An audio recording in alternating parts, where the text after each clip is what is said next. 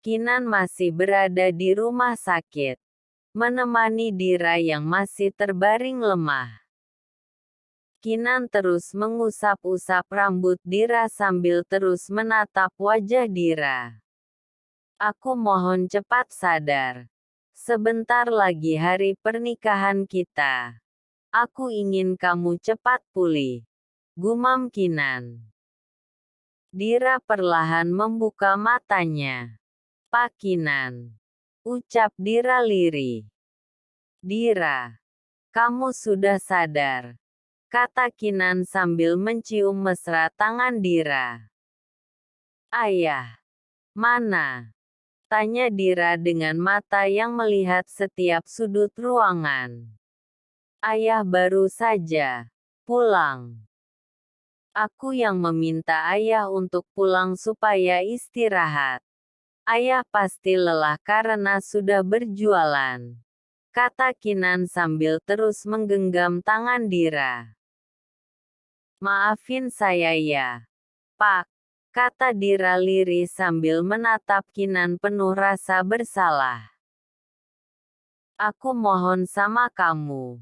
Apapun yang terjadi bilang sama aku. Aku tidak minta apa-apa dan berharap apa-apa dari kamu. Cukup cinta dan kesetiaan dari kamu. Kata Kinan. Dira pun hanya mengangguk dengan senyum kecilnya. Sekarang kamu makan ya. Aku suapin kamu. Tadi aku udah beliin kamu bubur ayam. Kata dokter kamu harus banyak makan makanan sehat dan bergizi. Kata Kinan seperti seorang ayah yang sedang menasihati anaknya. Mama Dira. Seru Queen yang tiba-tiba datang mengagetkan Kinan dan Dira. Queen datang bersama Pak Salim dan Bu Wulan. Sayang. Sini peluk Mama Dira. Kata Dira dengan menjulurkan kedua tangannya. Queen pun langsung menghambur ke pelukan Dira. Dira. Kamu sudah baik kan? Nak. Tanya Pak Salim. Alhamdulillah. Om. Jawab Dira. Ini. Tante bawain buah buat kamu. Kamu jangan capek-capek ya, nak. Kata Bu Wulan. Terima kasih ya tante. Jawab Dira. Sebentar lagi kalian kan akan menikah. Jadi jaga kesehatan. Memang seharusnya kalian ini harus dipingit deh biar tidak terjadi sesuatu yang diinginkan. Imbu Bu Wulan. Iya. Benar kata mama kamu. Pernikahan kalian kan tinggal 5 hari lagi. Sebaiknya kamu pindah ke hotel saja Dira bersama ayah kamu. Kan nanti acara pernikahan kalian di gedung hotel kita. Kata Pak Salim. Kinan setuju. Pa. Kinan juga nggak pingin terjadi apa-apa sama Dira dan ayah Salman. Pa. Lebih baik setelah ini papa dan mama jemput ayah Salman. Minta ayah Salman untuk berkemas begitu juga dengan baju Dira. Langsung saja dibawa ke sana. Pinta Kinan dengan cemas. Pak Kinan. Apa tidak terlalu berlebihan? Sahut Dira. Aku mohon. Kamu menurut. Aku juga akan cuti mulai besok dan kata dokter kamu besok sudah mulai pulang. Aku ingin semuanya berjalan lancar. Dira. Kata Kinan sambil memegang tangan Dira. Berusaha meyakinkan Dira. Iya. Jawab Dira pelan. Setelah menikah, kamu nggak usah jualan keliling lagi. Aku akan membuatkan kamu toko roti seperti cita-cita kamu. Kata Kinan. Mama dan Papa setuju kok. Papa yakin kue kamu bakal laris manis, kata Pak Salim dengan semangat. Ya Allah, mereka sangat baik. Om Salim, Tante Wulan, Queen dan Pak Kinan. Mereka benar-benar hadiah terindah dari Allah. Ayah pun tidak perlu lagi memikirkan hutang-hutangnya dan semua itu berkat kebaikan hati mereka. Terima kasih telah mengirimkan mereka dalam kehidupan kami. Ya Allah. Gumam Dira dalam hati. Hari-hari dilewati Dira dengan hanya makan, tidur, nonton TV, di hotel. Dira begitu jenuh tanpa ada kegiatan. Sesekali Dira melakukan video call dengan Kinan dan Queen. Bahkan sesekali Kinan datang berkunjung menemui Dira karena tidak bisa menahan rindu. Sehari bagaikan sewindu bagi Kinan. H1 telah tiba. Kinan berada di ballroom hotel untuk mengecek segala persiapan. Mulai dari desain ruangan, dekorasi, catering dan semua keamanan harus perfect. Setelah semua persiapan beres, Kinan menghampiri Dira yang ada di kamarnya. Dira, ayo ikut ke kamarku, ajak Kinan. Ngapain? Pak, tinggal besok aja. Pak, masak nggak sabar sih. Celetuk Dira. Kamu tuh mesum aja. Udah ayo ke kamar. Kita fitting baju terakhir ya. Kebetulan desainernya aku panggil ke sini sama periasnya sekalian. Sama perawatan sekalian ya. Oh, gitu. Iya, Pak. Singkat Dira. Dira mengekor Kinan yang berjalan di depannya. Tiba-tiba Kinan berhenti untuk mensejajarkan langkahnya dengan Dira. Lalu menggandeng tangan Dira. Dira pun menurut. Ayo kamu cobain bajunya. Tolong bantu ya Joy. Saya pingin semuanya perfect. Kata Kinan pada Joy, desainer sekaligus mua yang memiliki gaya lentur serta melambai. Walaupun sebenarnya dia cowok tulen. Hehehe. Tenang saja, bos. Calon istri Anda ini sudah cantik sekalipun tanpa make up ditambah usianya masih sangat muda. Pintar banget sih Yey. Nyari daun muda. Alemong bos. Cuco bingo. Kata Joy. Oke. Cantik. Kita perawatan dulu aja ya. Eike massage dulu biar makin paripurna. Kata Joy dengan bahasa anehnya itu. Dira pun mengerutkan alisnya tanda bahwa dia tidak paham dengan bahasa Joy. Joy pun menyuruh asisten perempuannya untuk memasaj, lulur dan memberi masker pada wajah Dira. Dira berbaring di kasur dan Kinan bersama Joy di ruang tengah. Bos. Kash deh.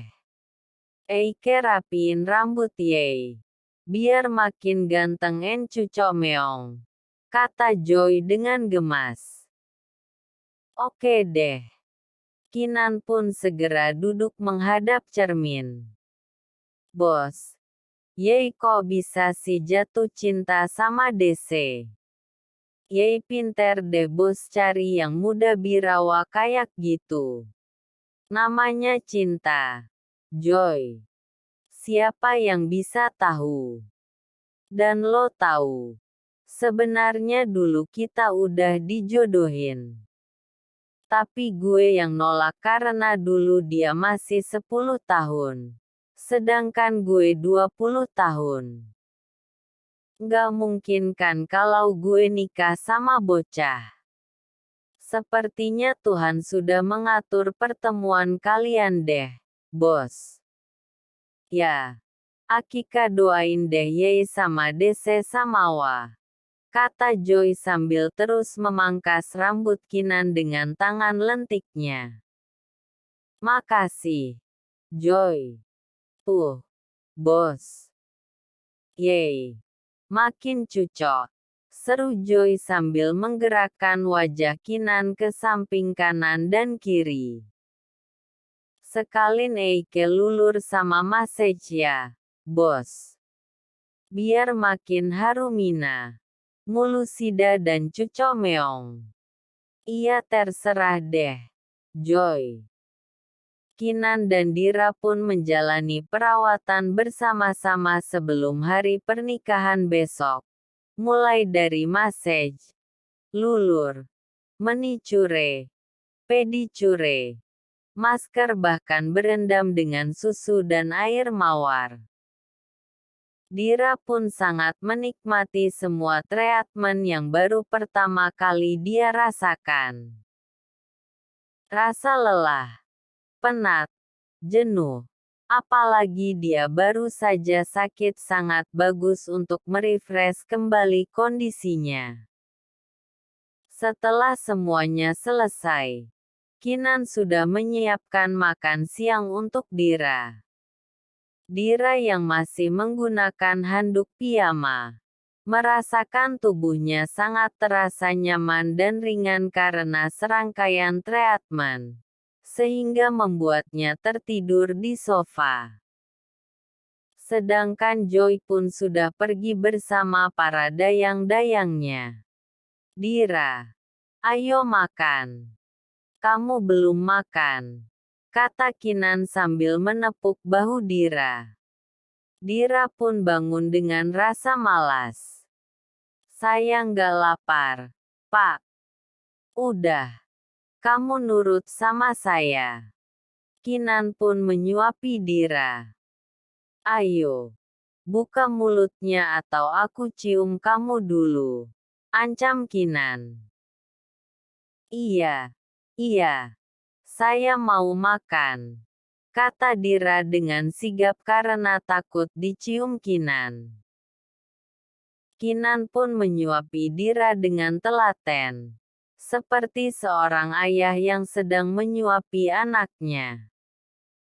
Dira tidak melepaskan pandangannya dari Kinan yang sedari tadi menyuapinya.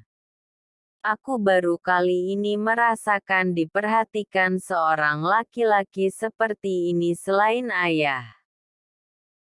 Kenapa dulu almarhum istrinya tega mengkhianati Pak Kinan hanya demi harta dan laki-laki lain?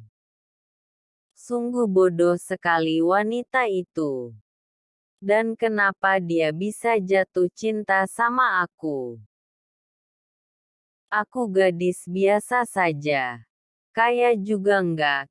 Cuma mahasiswa biasa tapi kenapa Pak Kinan bisa jatuh cinta sama aku padahal di sana banyak ribuan wanita yang sudah mengantri atau bahkan Pak Kinan tinggal tunjuk saja. Melihatnya seperti ini semakin menambah karismanya. Tampan, mapan, perhatian dan penyayang. Kurang beruntung apa kamu, Dira? Bisa mendapatkan seorang pangeran sekalipun pangeran itu duda. Gumam Dira dalam hati sambil terus menerima suapan dari Kinan. Wah sudah habis saja tinggal piringnya doang. Katanya tadi nggak lapar. Ledek Kinan. Mungkin karena disuapin orang ganteng makanya. Abis. Celetuk Dira sambil tersipu malu.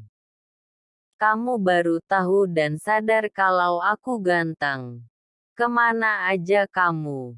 Sahut Kinan. Mulai deh. Ketusnya. Gumam Dira. Sekarang minum obat sama vitaminnya. Perintah Kinan. Dira pun hanya menurut. Pak, saya boleh bertanya? Tanya Dira ragu-ragu. Tanya apa? Kata Kinan sambil mengangkat Dira untuk duduk di pangkuannya dengan posisi menyamping. Lalu Kinan mengalungkan kedua tangan Dira ke lehernya. Dira pun terkejut dengan sikap Kinan namun tetap menurut. Kenapa Bapak memilih saya? Karena saya mencintai kamu. Apa alasan Bapak mencintai saya? Untuk mencintai kamu. Aku tidak butuh alasan. Karena jika aku punya alasan, maka suatu saat aku juga bisa punya alasan untuk meninggalkanmu. Aku sudah memiliki segalanya. Wajah yang tampan, hidup yang mapan, harta melimpah dan anak yang cantik. Jadi aku cuma butuh kamu untuk selalu di sisiku hingga ajal menjemputku. Kata Kinan tanpa melepaskan tatapan matanya dari Dira. Kata-kata Kinan sangat menyentuh relung hati Dira. Hingga tanpa disadari Dira menitikkan air mata. Melihat air mata Dira jatuh membasahi pipi, Kinan pun menyekanya dengan kedua tangannya lalu Kinan mencium bibir Dira dengan penuh perasaan. Dira pun mulai berani membalasnya dan membuat pegangan tangannya yang mengalung di leher Kinan semakin menguat hingga mereka terjatuh di sofa. Tibalah saat yang ditunggu-tunggu. Hampir semalaman Kinan dan Dira susah tidur. Karena menunggu hari sakral itu tiba. Perasaan Kinan pun dak-dikduk tidak karuan. Dira pun bangun dan ingin segera mandi. Ting tong ting tong. Suara bel pintu kamar Dira berbunyi. Selamat pagi, Mbak Dira. Ini perlengkapan mandi Anda yang baru. Sesuai perintah Tuan Kinan, kata Rumgel. Rumgel itu membawa handuk kimono, handuk untuk rambut dan juga aromaterapi untuk kamar mandi. Iya terima kasih, kata Dira. Rumgel itu pun segera pergi. Iya, terima kasih. Dira pun segera mandi dan memakai handuk kimono lalu menuju kamar yang telah disiapkan Kinan untuk ganti baju dan make up. Seperti kemarin Joy dan para dayang-dayangnya sudah menunggu begitu juga dengan Kinan. Ulalala. Aura pengantin sudah semerbak. Kas kita make up ya, Gel, kata Joy. Namun tiba-tiba Dira merasa badannya gatal-gatal. Dira pun mulai menggaruk-garukan tubuhnya. Mulai dari tangan, badan dan wajahnya.